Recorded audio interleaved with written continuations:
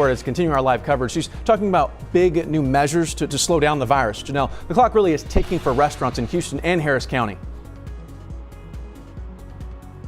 Yeah, Xavier, they've got a little under 2.5 hours before they have to close their doors to those dine-in customers. So restaurants like the IHOP you see back there serving their last bit of dine-in customers before they have to make the switch to delivery, carry out, and drive-through only options.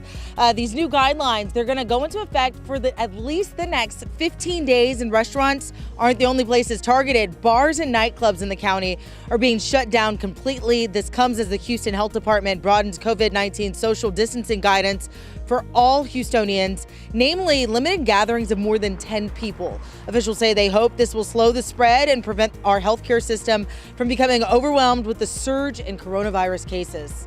We are talking to the hospitals about what a worst case scenario would look like. It's scary, and we have to do everything we can to stop that.